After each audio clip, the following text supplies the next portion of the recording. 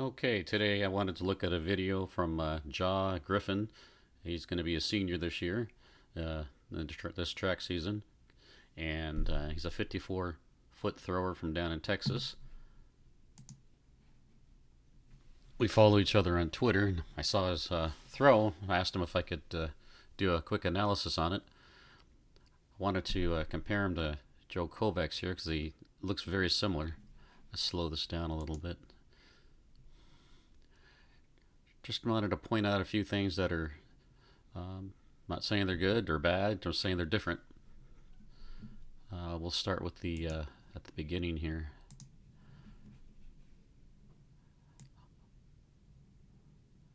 Right when the right foot takes off,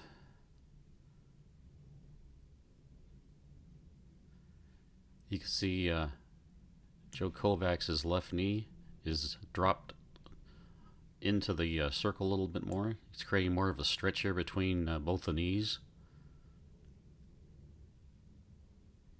And he doesn't tend to bring that right knee forward as quickly. He creates a little stretch here between the this right knee and his hip. You see it's pretty much in a straight line here. But you can see how on the left how Jaw's right knee is way ahead of the hip, so you can't really get much of a snap out of it.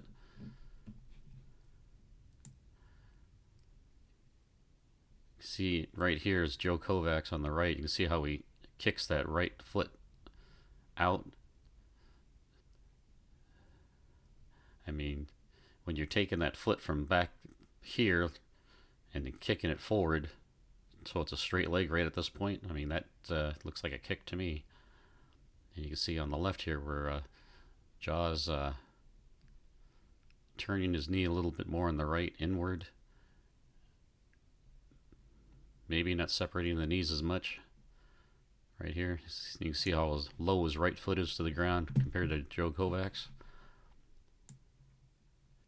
So the knees are a little bit closer. You can see how the foot, Joe Kovacs has the right toe pointing upward, so it's a little more rotational right here. Can't quite catch the toe, but you can see how the foot is pointing upward more rather than leading with the top of the shoe here on the jaw on the left. Okay. Yeah, I think if this right knee is at least even with the hip here, or even behind it, like you see here with Joe Kovacs, you'll get more of a snap of that right leg, and it really creates a lot of momentum. But that right leg will work with that left arm. See how they work together. Okay. The other thing is right here, you can see Joe Kovacs has his left arm horizontal, where Jaws on the left is angled up a little bit higher. It's going to make him a little bit, his upper body a little more rotational. Okay, so Jaws straightens his left or his right leg out a little bit later, and it's a little bit lower, and then the foot's down. The left arm's higher, as you can see right here for sure. Let's go to the next thing here, the push-off. Okay, there's the flight phase for Jaw on the left. Both feet are off the ground. And let's take a look at Joe Kovacs on the right here. Okay, right there he's off in the air. He's way in the air here. He gives his lower body time to rotate around. You can see in this position here how far Joe Kovacs' left leg is now at the 9 o'clock position.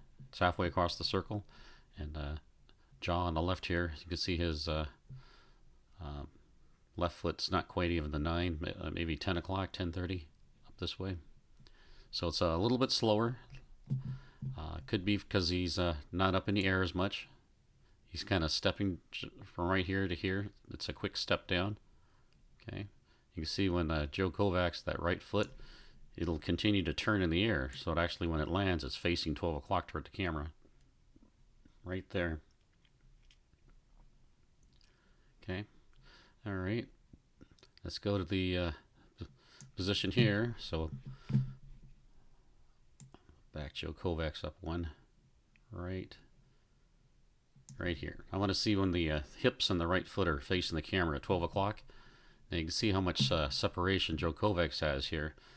With his the shot is way back on the 6 o'clock area, and his right shoulder is not quite at 12, maybe back over here at 11. But you can see Jaws over here on the left side.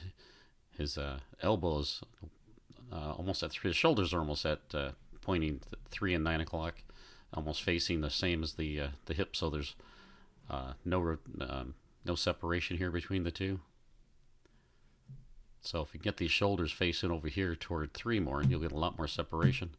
The result of that is, or the cause that I think is because of it doesn't do a wrap right here, bringing the left arm back forward across the body, like you see Joe Kovacs here do. Joe Kovacs stops it, and then he brings the arm back here, which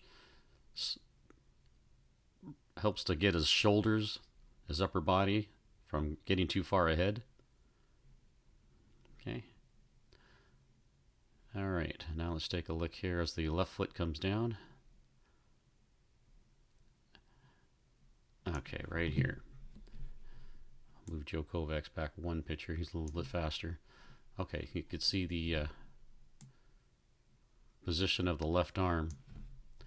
Joe Kovacs' shoulders are pointing to, at a higher angle. The left arm is higher. The right shoulder is lower. So he's going to be able to push up into that throw.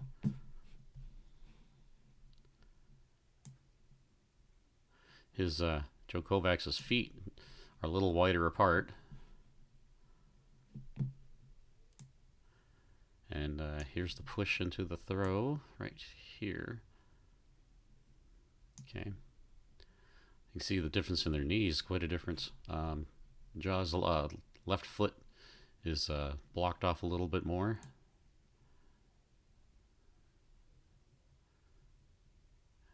Joe Kovacs doesn't tend to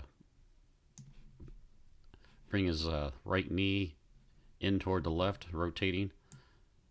As you can see, it's after the fact, after he's off the ground and driving through.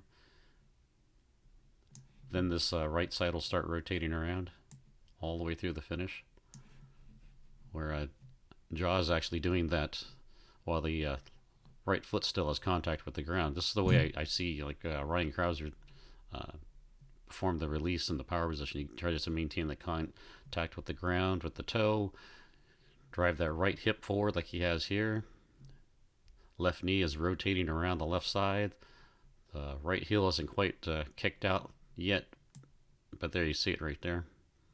So he's getting a good rotation there against that left side block. So yeah, the speed across is very similar for both of these athletes.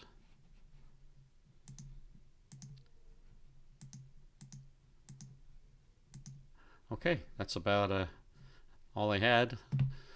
Hopefully we'll get another video from John in the future here we can take a look at. See if there's any changes that you might find that were helpful. All right, thanks.